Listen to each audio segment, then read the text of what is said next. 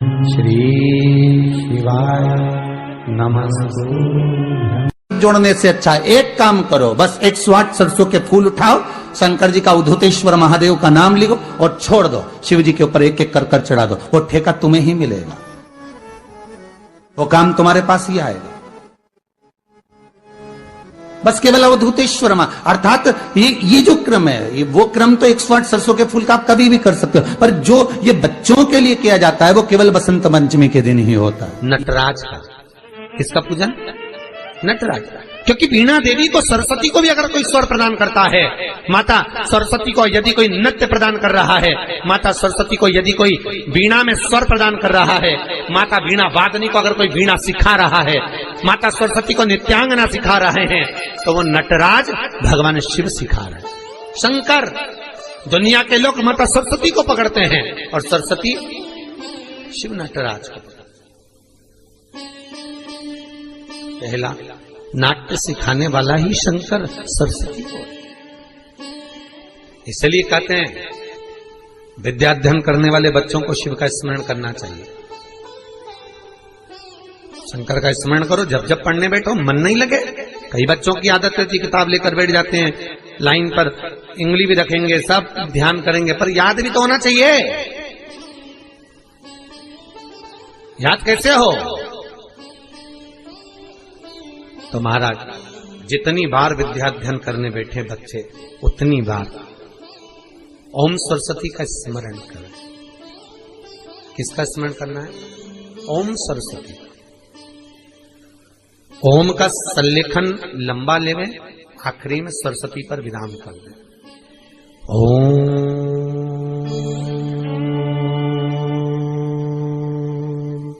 सरस्वती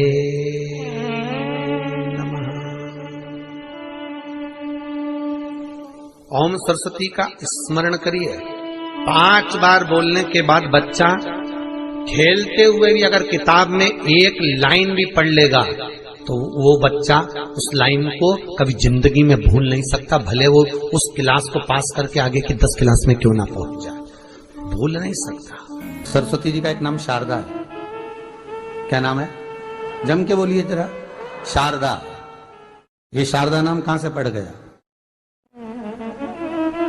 सरस्वती माता को शारदा नाम किसने दिया था? भाई नामकरण होता है तो हमारे यहाँ तो आज भी नियम है महाराज, ये बुआ कोई नाम बताती है, मामा जी कोई नाम बताते हैं और दादाजी कुछ बोलते हैं, कोई बोलेगा टिक्कू, कोई बोलेगा पिक्कू, कोई बोलेगा कुछ, सबके नाम अपने अपने रहते हैं, कोई प्रेम से क्या बोलता है। तो सरस्वती का शारदा नाम किसने प्रदान किया था? माता सरस्वती को शारदा संबोधन किसने दिया था? माता सरस्वती को शारदा का संबोधन किस समय पर प्रदान किया गया था? जिस समय पर शंकर और पार्वती भ्रमण पर निकल रहे थे और भगवान ब्रह्मदेव सरस्वती को ढूंढ रहे थे, और माता सरस्वती को ढूंढते हुए ब्रह्मा जब भगवान शंकर की साक्षी में पहुंचे हैं, तब भगवान शंकर से ब्रह्मदेव ने कहा, आप कहीं सरस्वती को देखें तो मुझे भेजिएगा, मेरे पास में भेजिएगा। शंकर भगवान ने उसी समय पार्वती से कहा, पार्वती, जैसे एक स्त्री जो पतिव्रता धर्म का पालन करने वाली है, एक नारी पतिव्रता धर्म का पालन करने वाली होती है, पति को परमेश्वर मानने वाली होती है, पति के चरणों का रसतत्व ग्रहण करने वाली होती है, तो वो पर पुरुष का स्मरण नहीं करती। उसी तरह एक पति जो अपनी अर्धांगिनी के साथ में रहे और अर्धांगिनी के साथ चले तो पर नारी का स्मरण नहीं होना चाहिए। तो एक काम करो पार्वती, तुम उस सरस्वती को बुलाना प्रारंभ करो। अब पार्वती जी ने कहा, सरस्वती तो मेरी बहन जैसी है, सरस्वती तो मेरी सखी जैसी है, अब मैं उसको अगर बुलाऊं, आवाज दूं, अच्छा नहीं लगेगा। तो माता पार्वती जब ढूंढते ढूंढते ढूंढते ढूंढते शंकर भगवान के साथ में भ्रमण करती करती पहुंची, तो क्या देखती है माता पार्वती कि एक सरोवर के पास में माता सरस्वती बैठकर सरोवर में अपना मुखाग्रविंद देख रही थी। श्वेत वस्त्र था मेरा माँ का और बड़ी सुंदर गले में माला पहन रखी थी माता सरस्वती ने, और एक सरोवर में माता सरस्वती अपने मुख को जब निहार रही हैं, उस दर्पण के भाव में अपने प्रतिबिंब को देख रही हैं, तब उस समय पर माता पार्वती ने कहा, शारदा, सरस्वती को लगा कि मेरा संबोधन ये किसने कहा, पलट कर देखा। सरस्वती ने कहा पार्वती तुम? हाँ, मैंने तेरा जो दर्पण में प्रतिबिंब देखा है, तेरा स्वरूप देखा, पर तू इतनी सुंदर है, इतनी सुंदर है, पर तेरा जल में जो स्वरूप देखा ना वो नीला दिखाई दिया, थोड़ा सा श्याम दिखाई दिया, इसलिए मैंने तुझे शारदा कह दिया। आज भी हमारे मध्य प्रदेश के कटनी और सतना के बीच में महियर में आज भी शारदा भवानी विराजमान है महाराज।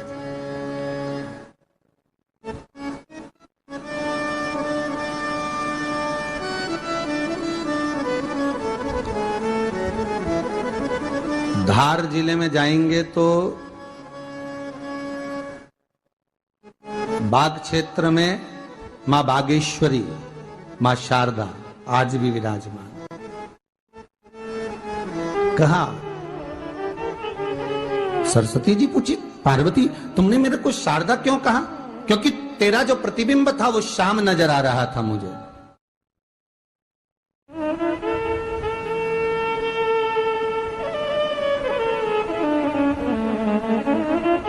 उस प्रतिबिंब को देखकर मैंने तुझे शारदा का संबोधन दिया। तुम्हें ब्रह्मा जी बुला रहे हैं। सरस्वती ने कहा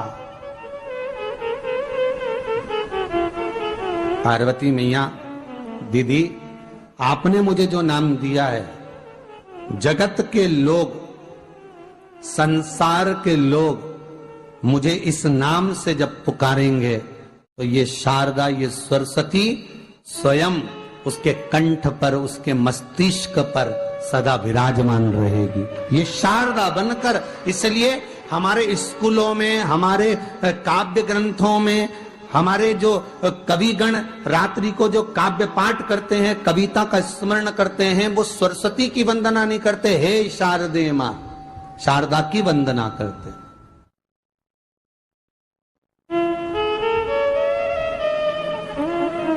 कभी आपसे कोई पूछ ले कि शारदा नाम पार्वती सरस्वती का कब पड़ा, तो आप बता सकते कि ये माता शारदा नाम कोई सहज नहीं है। मां ढूंढने के लिए जब निकली, ब्रह्मदेव के कहने पर भगवान शिव के साथ भ्रमण करती। नाम का उच्चारण कोई सहज नहीं होता। कोई देखता होगा, दादाजी ने अगर किसी का नाम कुछ रखा है तो कुछ सोच के रखा होगा, पिताजी ने अगर कुछ रखा है तो उसके मन में कुछ आया होगा तो रखा होगा, मम्मी ने अगर कोई नाम रखा है तो उसने कोई विचार कर कर रखा होगा। कोई नाम अगर किसी का रखा जाता है तो उसके अनुकूल रखा जाता है कि हो सकता है कि वो नाम की क्या उसके मन में चल रहा होगा।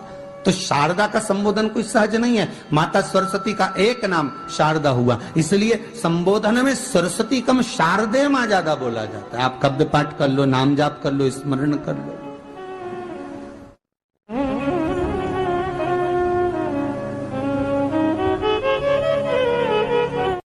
हम बच्चों से कहना चाहेंगे, छोटे छोटे बच्चों से, आप माता सरस्वती की आराधना करा करो। मेरे बच्चों से निवेदन है, कभी जिंदगी में अगर मौका मिल जाए और सरसों के फूल यदि आपके जीवन में आपको कहीं से प्राप्त हो जाए, सरसों के फूल जानते हो ना, पीला कलर का होता है सरसों का फूल, आप प्रयास करो सरसों का फूल। जिस दिन माता सरस्वती का, मेरी बागेश्वरी का जिस दिन प्रागट्य उत्सव हो बसंत पंचमी का, उस समय पर माता सरस्वती का स्मरण कर कर वो सरसों का फूल आप देव अधिदेव महादेव को चढ़ाइए। जैसे माता सरस्वती को ज्ञान दिया था, वैसा मेरा महादेव आपको भी ज्ञान दे। वो सरसों का फूल आप देव अधिदेव महादेव को समर्पित। कई जगह पर आम के जो झूमर होते हैं वो, कई जगह पर सरसों का पुष्प। सरसों का फूल वैसे शिव महापुराण के अनुसार अगर अपन देखें तो बड़े रोग में भी कारगर होता है। जिसको कैंसर जैसा रोग हो जाता है या किडनी लीवर जिसका डैमेज हो जाता है, इसके लिए हमने पहले भी कथाओं में वर्णन किया है। बसंत पंचमी का दिन, महाराज सरस्वती का दिन, जिस दिन जो बच्चा पढ़ने में कमजोर होता है उसके हाथ से बसंत पंचमी के दिन सरसों के 31 फूल शंकर जी को चढ़ा दिए जाते हैं तो बच्चा पढ़ने में अव्वल निकल जाता है। उसके बच्चे को कभी नहीं कह सकते कि पढ़ने बैठ, वो खुद बैठेगा। केवल आज बसंत पंचमी का दिन, एक ही दिन चढ़ता है। और बाकी के सरसों के फूल आपको मालूम है कि रोग मुक्ति के लिए तो होते ही हैं। ये तो आपको पहले भी वर्णन किया महाराज कि जब कोई एकदम रोग आ जाए और डॉक्टर एकदम बोल दे कि ये रोग भारी आ गया है और इसकी जांचें जाएंगी और फिर ये कुछ भी हो सकता है, तो क्या करा जाता था कि 108 सरसों के फूल लाकर तुरंत शंकर भगवान को चढ़ाए जाते थे महाराज। तो चढ़ाने के बाद में रिपोर्ट अच्छी आती है। ऐसा नियम है। कहीं ठेका, कोई ठेकेदारी करते ना, जो ठेका भरते हैं कि भाई मेरा टेंडर आना चाहिए, मेरा ये काम होना चाहिए, मेरी मल्टी बनना चाहिए, या मेरा ये काम के लिए जानो ये काम फतेह होना चाहिए, उसके सबके हाथ पैर जोड़ने से अच्छा एक काम करो, बस 108 सरसों के फूल उठाओ, शंकर जी का उद्धतेश्वर महादेव का नाम लिखो और छोड़ दो, शिव जी के ऊपर एक एक कर चढ़ा दो, वो ठेका तुम्हें ही मिलेगा, वो काम तुम्हारे पास ही आएगा। बस केवल अवधूतेश्वर अर्थात ये जो क्रम है, ये वो क्रम तो 108 सरसों के फूल का आप कभी भी कर सकते हो, पर जो ये बच्चों के लिए किया जाता है वो केवल बसंत पंचमी के दिन ही होता है। शिवाय नमस्तुभ्यं। जो बच्चा पढ़ाई में कमजोर होता है, जिसको लिखना नहीं आता, बच्चे लोग याद तो कर लेते हैं पर कॉपी में लिख नहीं पाते, उसको एक ही बात कहो, शंकर जी के मंदिर में जाओ, चंदन घस के ले जाओ और चंदन को 3 उंगली से उस शिवलिंग पर उस बच्चे को ओम बनाना सिखाओ। शिवलिंग पर जो बच्चा ओम बनाना पूरा चालू कर देता है, उस बच्चे को माँ फिर हाथ पकड़ के नहीं पढ़ाती, वो बच्चा अपने आप लिखना चालू कर देता है, केवल शिवलिंग पर ओम लिख देने पर। सब बोलिए एक बार जमकर, श्री शिवाय नमस्तुभ्यम। प्रैक्टिकल जरूर करना, कहीं सियोर वाला महाराज झूठ तो नहीं बोल रहा। शास्त्रों की बातें हमारे जीवन में हमें सुख प्रदान करे, इसलिए इस भाव का आनंद करते हुए आज की कथा को विराम देते हैं।